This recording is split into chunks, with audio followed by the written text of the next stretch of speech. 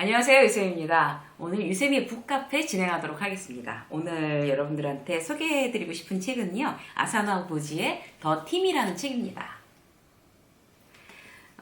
유쌤의 직장 수업에서 그 북 리뷰를 하는 기준은요, 일단 직장인들한테 도움이 되는 책, 가장 우선적이고, 그리고 우리 인생에 어떤 그런 용기와 위로가 되는 어떤 그런 책들 위주로 고르고 있는데요.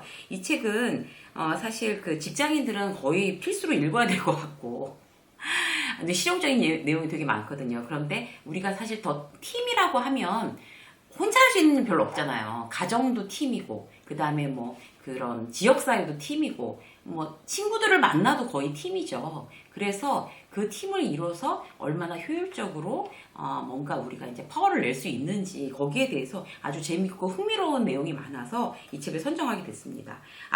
지은이 아사노 고지 이 작가는요. 그 일본의 컨설팅 기업인 것 같아요. 링크앤 모티베이션이라는 컨설팅 회사에 입사해서 그 인사 조직 부문에서 최연소 임원이 되신 분이랍니다. 그래서 본인의 그런 직장에서의 어떤 그런 경험 이런 것들을 굉장히 좀 딱딱하지 않게 비교적 쉽게 풀어놓은 것 같아요. 그래서 여러분들하고 오늘 이 책을 함께 나누도록 하겠습니다. 직장 다니시는 분뿐만 아니라 가정에서 내가 팀을 어떻게 끌고 나가겠다. 그리고 내가 또 그런 어떤 무슨 동호회 아니면 어떤 뭐 그야말로 친구들끼리 모이는 어떤 그런 모임에서라도 굉장히 그 좋은 어떤 팀이 될 수 있는 방법에 대해서 오늘 구체적으로 함께 나눠볼 테니까요. 끝까지 함께 해주세요. 자, 이 책은요, 팀의 어떤 효율에 대해서 이제 쓴 만큼 실질적으로 이제 목차에도 사실 어떤 식으로 나와 있냐면 그 목표의 법칙, 그러니까 법칙들로, 그러니까 팀을 효율적으로 끌고 난 법칙에 대해서 설명을 하고 있어요. 목표 설정, 뭐 구성의 법칙, 소통의 법칙, 그 다음에 이제 의사결정의 법칙, 공감의 법칙 이런 식으로 이제 법칙을 구체적으로 이제 설명하고 있는데 이제 이 책의 내용 중에서 이제 다 할 수는 없고 우리가 목표와 그 다음에 커뮤니케이션, 그 다음 공감에 대해서만 가장 제가 이제 이 책을 읽어보고 인상적이었던 부분들만 발췌해서 여러분들과 함께 나누도록 하겠습니다. 목표를 확실히 달성하는 팀은 좋은 팀인가? 이제 이런 질문으로 시작을 하고 있어요. 목표 의식이 얼마나 중요한지에 대해서 먼저 얘기를 하고 있거든요. 팀은 일단 목표 의식이 가장 중요하다. 이거는 두 번 몇 번을 설명을 해도 부족함이 없는 얘기인 것 같아요. 저희도 그 영상 중에 사실 굉장히 연초에 목표 세우기, 그 다음에 주간 단위, 월 단위 목표 세우기 그런 데에 대해서 우리 이렇게 많이 이야기를 나눴잖아요. 목표가 있는 사람과 없는 사람은 개인으로 봐도 굉장히 달라지고 팀이야 오죽하겠어요. 팀은 정말 목표의식이 가장 중요한 것 같습니다. 근데 이제 이 책에 나온 것 중에 굉장히 인상적인 인용이 있어요. 뭔가 하면 이런 질문을 갑자기 느닷없이 받는 거죠. 당신 아침에 일어났을 때부터 지금 이 순간까지 빨간색 물건을 몇 개나 봤습니까? 이런 질문을 느닷없이 받는 거예요. 그러면 빨간색 물건? 모르겠는 거죠. 저도 이게 지금 촬영이 지금 오후 시간인데 아침에 이런 질문을 만약에 갑자기 받는다고 제가 생각을 해봤어요. 그럼 아침에 운동 갔다 왔고 아침에 미팅 하나 있었고 그 다음에 점심 먹었고 그러면서 내가 빨간색을 봤나? 이렇게 모르겠는 거예요. 그런데 이 질문을 빨간색 물건 몇 개입니까? 라는 거를 내가 질문을 받는다는 걸 미리 알면 아침부터 이제 나가서 빨간색만 눈에 이렇게 탁탁탁탁 들어온다는 거죠. 그만큼 목표의식이 중요하다는 겁니다. 목표의식이 있기 때문에 빨간색이 눈에 이렇게 탁탁 들어오는 거거든요. 그래서 이제 그 목표의식을 저도 영상에서 얘기하면서 와, 이렇게 예를 드니까 정말 다 와닿는다. 이게 왜 중요한 거지? 그런 느낌이 들더라고요. 그래서 인간은 어떤 목표를 의식하면 그 목표와 관련된 연관된 정보를 이전보다 더 잘 인식하게 된다. 그래서 목표의식이 중요하다.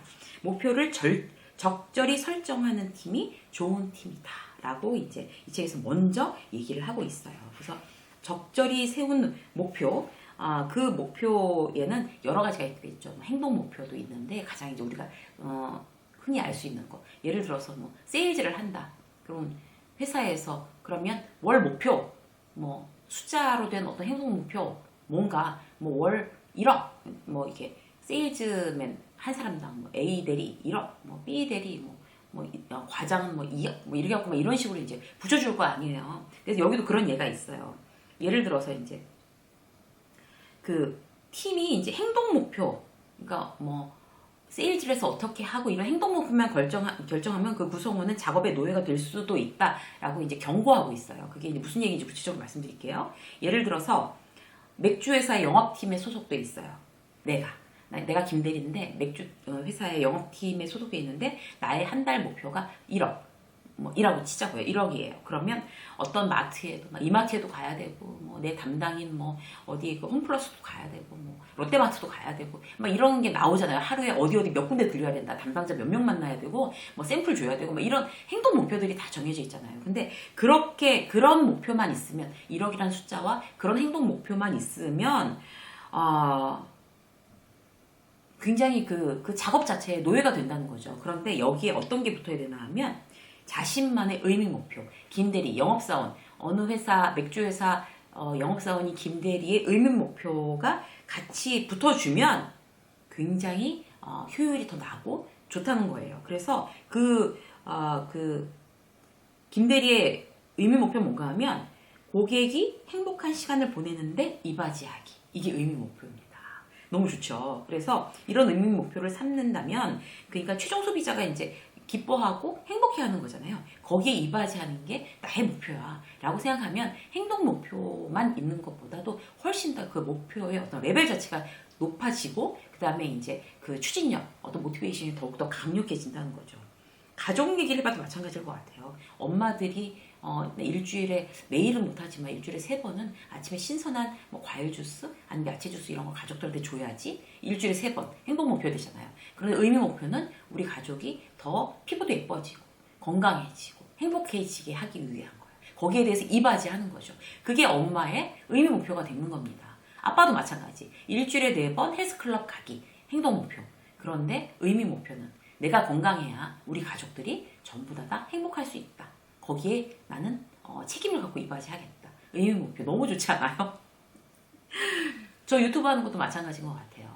물론 이제 행동 목표 일주일에 4번 업로드한다. 그리고 조회수가 어느 정도 나와야 된다. 내가 목표로 갖고 가는 거. 뭐 이런 것도 물론 중요하지만 실제로 제가 모르는 어떤 그런 많은 분들이 정말 아침에 출근길에 이 방송 들으면서 굉장히 기분 좋아지고 좀 이렇게 기운을 받고 용기를 얻고 그래 할 수 있어. 할 수 있대잖아. 여기 유튜버가.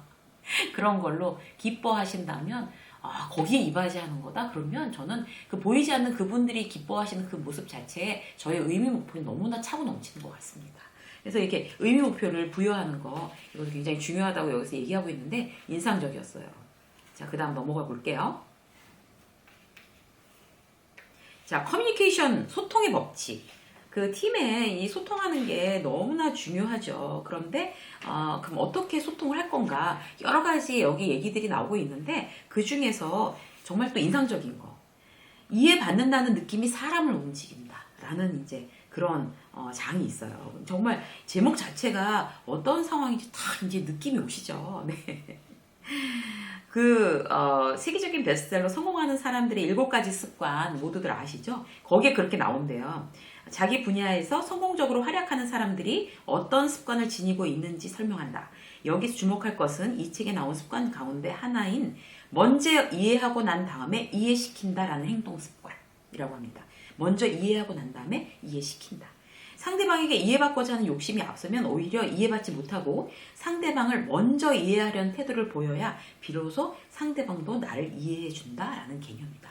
이건 특히 리더들이 정말 가지고 있어야 될 개념인 것 같아요. 보통 직장 상사들이 부하 직원을 완전히 이해하지 못한 상태에서 본인을 이해시키려고 일방적으로 이렇게 일방적인 어떤 소통 방법을 사용하는 경우가 굉장히 많습니다.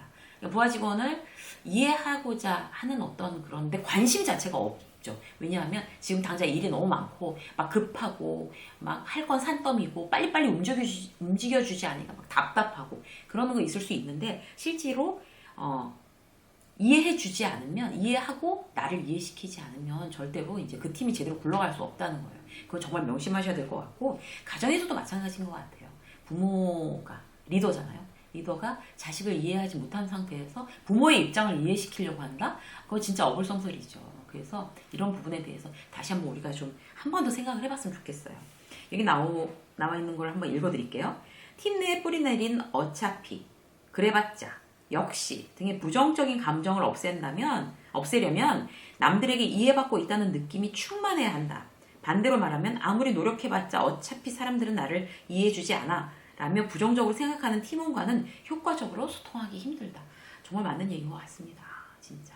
그래서 여기에 이제 우리가 좀 더 이제 그 실질적인 사례를 들어서 이제 어떻게 응용할 수 있는지를 말씀을 드리면 같은 내용을 전달하더라도 상대방을 이해해주지 않는 사람이 전달하는 경우랑 상대방을 이해해주는 사람이 전달하는 경우를 비교하면 받아들이는 사람의 감정이 완전히 달라진다고 하죠. 소통은 내용보다 어떤 태도로 전달하느냐가 중요하다. 자, 이 말 정말 밑줄 쫙 제가 거놨어요. 소통은 내용보다 어떤 태도로 전달하느냐가 중요하다. 내용이 중요하지 않아요. 내가 어떤 태도를 가지고 전달하느냐가 중요하다고 합니다. 그래서 여기는 그러니까 상대방이 난 이해받고 있어 라고 느끼도록 하려면 그 기준이 있어요. 경험, 감각, 지향점, 능력 그거를 잘 이해를 해야 된대요. 그 옆에다가 메모지도 한번 써보세요. 경험, 감각, 지향점, 능력 여기에 대해서 이제 설명해 드릴게요.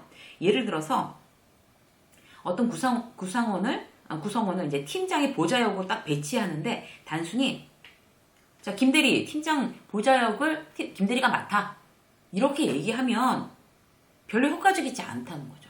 그런데 소통에서 어떻게 해야지 효과적인가 하면 지금 우리가 경험, 감각, 지향점, 능력 이거 얘기했잖아요.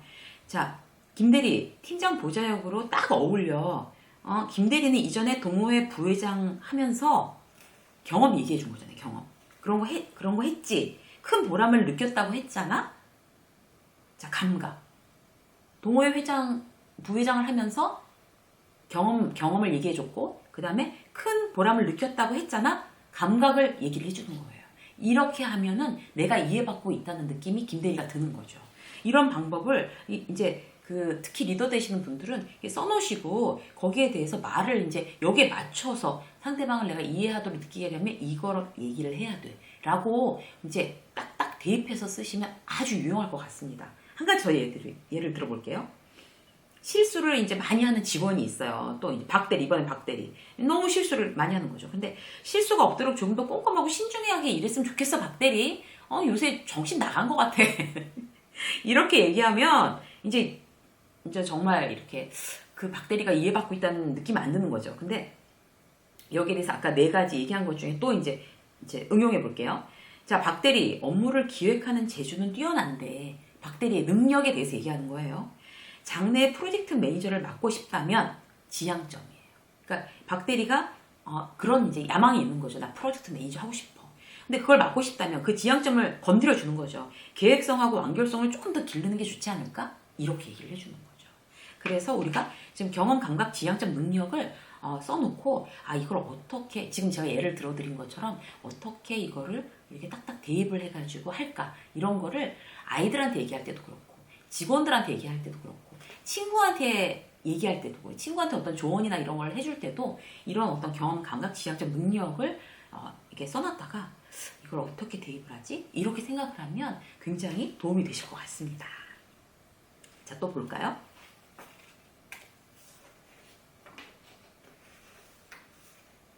자, 눈에 보이지 않는 능력 파악하기라는 그런 데도 있는데요. 이제 이거는 지금 이제 시간이 없는 관계로 한번 체크해 보시라는 의미에서 제가 잠깐 읽을게요. 인재의 능력을 파악하는 포터블 스킬은 말 그대로 지니고 다닐 수 있는 능력을 뜻한다. 이는 다시 3가지로 나뉜다. 이게 인재의 능력. 하나는 자신을 대하는 능력, 스스로를. 다른 말로 표현하면 자신의 행동과 사고를 스스로 제어하는 능력을 뜻한다. 자기를 잘 컨트롤할 수 있는 능력. 2번째는 남을 대하는 능력. 아는 남과 소통하는 능력을 뜻한다. 주장하고 부정하고 설득하고 통솔하는 등 부성적 능력과 경청력, 수용력, 지원력, 협조력 등 모성적 능력으로 나눈다. 이런 부분 되게 중요하다고 하고요. 마지막 능력은 과제를 대하는 능력, 업무나 프로젝트를 처리하는 능력을 가리킨다. 이 3가지 능력 여러분들께서 이제 이 책을 이제 보시면은 구체적으로 나와 있으니까 참고하시고요. 이렇게 능력 3가지에 대해서 굉장히 중요한 내용을 제가 일단 언급을 해드렸고, 그리고 이제 여기에 대해서 굉장히 그 인상적인 대목을 또 한 가지 이제 언급을 해드릴게요.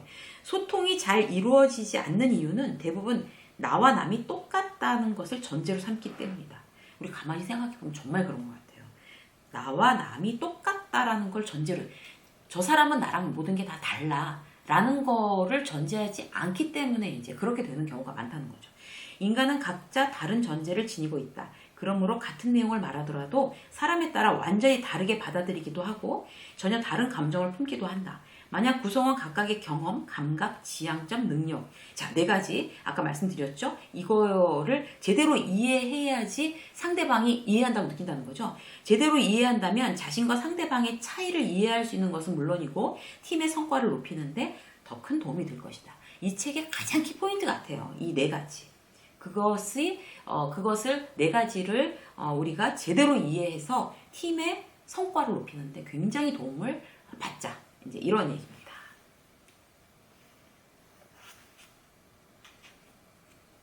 자, 그리고 이제 그 조직에서 합리적인 합의를 이끌어내는 법. 여기에 대해서도 굉장히 재미있는 얘기들이 나오고 있어요. 이제 합의를 효과적으로 활용하는 방법은 의사결정 시간이 길다는 어떤 단점을 어떻게 타파할 거냐. 이제 여기에 대해서 얘기를 하고 있어요. 결정이 걸리는 시간을 단축하는 거. 팀에서 막 모여서 회의한다 그러면 뭐 대여섯 시간도 좋다. 그리고 또 대여섯 시간 한 것까진 좋아. 근데 막 끝나고 결론이 없어.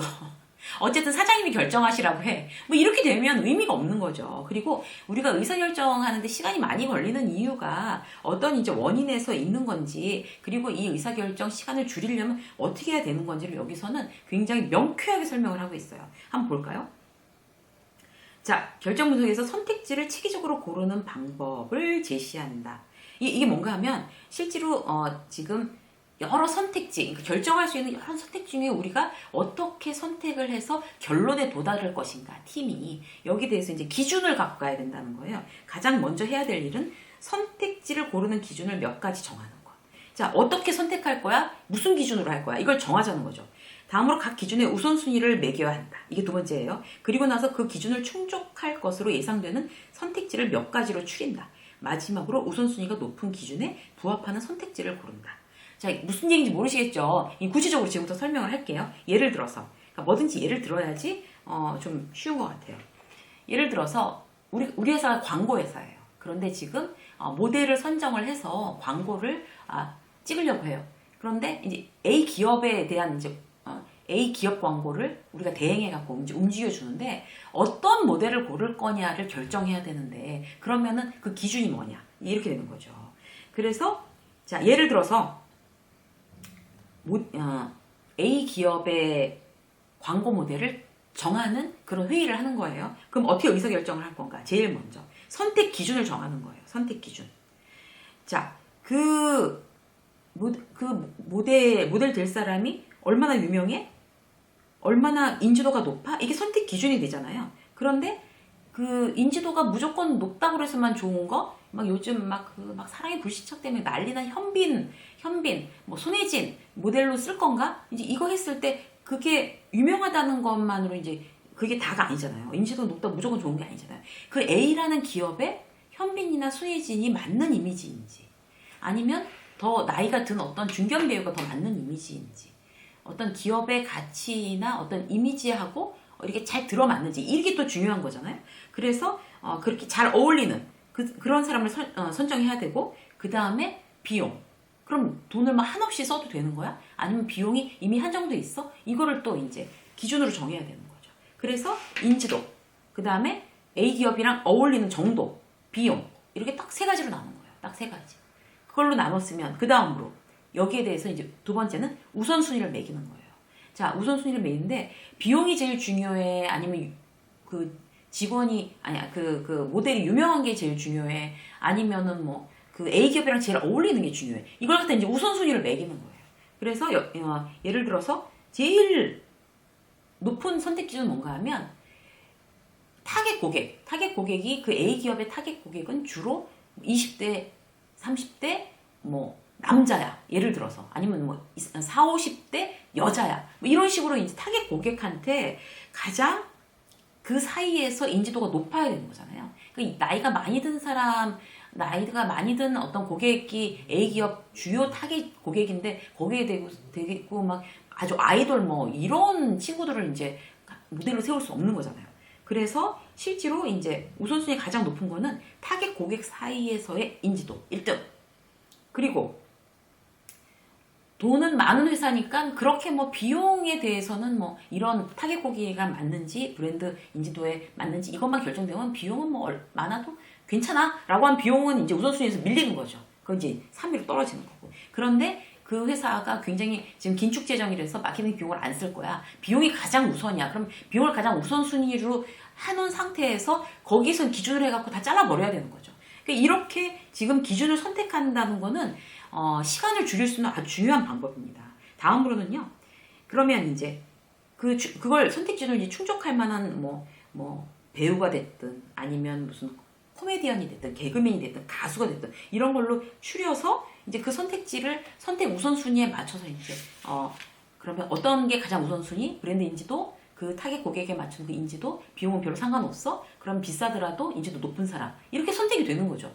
실제로 이제 이런 식으로 사실 그 회의를 하면 대단히 명확하니까 기준이 그냥 뭐 윗분이 난 쟤는 별로던데 막 이렇게 한다고 그래서 이 기준이 있으니까 뭐 윗사람이 뭐 싫어한다고 그래서 뭐 제껴지거나 아니면 그냥 이 사람이 왠지 좋아 이래가지고 뭐 선택되거나 이러진 않을 거잖아요. 그래서 우리가 이제 선택, 커뮤니케이션 할 때 어떤 선택 기준들을 이렇게 정하는 방법이 굉장히 중요하다. 그래서 제가 3가지 지금 말씀드린 어떤 그 기준으로 뭐 가족 회의를 해서 이번 여름휴가 어디 갈 거야? 라는 거에 선택 기준. 뭐 우왕좌왕 난 어디가 좋아? 무조건 어디가 좋아? 무조건 바다로 갈 거야? 해외로 갈 거야? 이게 아니라 자 우리가 지금 선택할 수 있는 기준들이 뭐가 있어? 뭐 비용이 제일 우선되면 그럼 그 비용부터 잘라가지고 이제 먼저 해야 되는 거고 비용은 이번에 우리가 적금 모아놓은 걸로 갈 거기 때문에 비용 별로 신경 쓰지 마. 그럼 비용은 후순위로 밀리거나 어떻게 이렇게 해서 지금 말씀드린 선택 기준대로 만약에 가족 회의를 하더라도 굉장히 결론이 빨리 난다. 어떤 그 커뮤니케이션 시간이 확 대폭적으로 줄어들 수 있다. 여러분들 회사 회의나 아니면 뭐 가정에서도 쓰실 수 있는 그런 방법인 것 같습니다. 자, 그리고 이제 마지막으로 한 가지만 더 볼까요? 그 공감의 법칙에 대해서 굉장히 인상적이었던 어떤 챕터는 어떤 거였냐면 감정적 보상 충분히 하고 있습니까? 라는 부분입니다. 감정적 보상. 이거 뭔가 하면요. 실질적으로 왜 그렇잖아요. 월급 받고 그러면 하는 일에 뭐 그렇게 말이 많고 불만이 많아. 이런 말이 이제 별로 안 통하는 거죠. 그게 굉장히 인상적이었어요. 자, 여기 읽어볼게요. 눈에 잘 띄지 않는 감정적 보상의 영향력이 점점 커지고 있는 것이 현 시대의 흐름이다. 과거에 비해 사회 전체가 물질적으로 풍요로워진 오늘날은 많은 사람이 일에서 물질적인 풍요와 더불어 정신적인 풍요까지 바라게 되었다. 그러므로 월급 받으니까 잔말 말고 일해 라는 말은 더 이상 통용되지 않는다. 이제는 사람들이 월급만 받기 위해 일하는 것이 아니기 때문이다. 따라서 앞으로 팀은 금전적 보상과 지위적 보상뿐 아니라 감정적 보상까지 중시해야 할 것이다. 감정적 보상이 훨씬 더 앞으로 가면 갈수록 더 중요한 시대가 되고 있습니다. 그래서 실질적으로 뭐 월급 줬잖아. 뭐 보너스 나갔잖아. 다들 배들이 불러서 막 이건 굉장히 구시대적인 발상이고요. 이들에게 감정적 보상, 일을 하는 데 대한 대가, 페이를 주고 있지만 감정적 보상은 어떻게 하는 것이 좋을까라는 것을 고민하는 리더가 정말 진정으로 유능한 리더, 그다음에 성공할 수 있는 리더의 아주 꿀팁이 되겠습니다. 자, 이런 여러 가지 팁들로 굉장히 유익한 내용이 있어서 오늘은 더팀 북카페 시간에 소개해 드렸고요. 이 책은 실질적으로 그 리더들이나 아니면 리더가 아니더라도 직장 다니시는 분들은 한 번쯤 읽어보시면 대단히 밑줄 쳐가면서 읽어보시기 대단히 유익한 책이라서 소개시켜 드렸습니다. 자, 오늘 유스미의 북카페 유익하셨나요? 오늘 여기까지 하겠습니다. 들어주신 여러분 고맙습니다.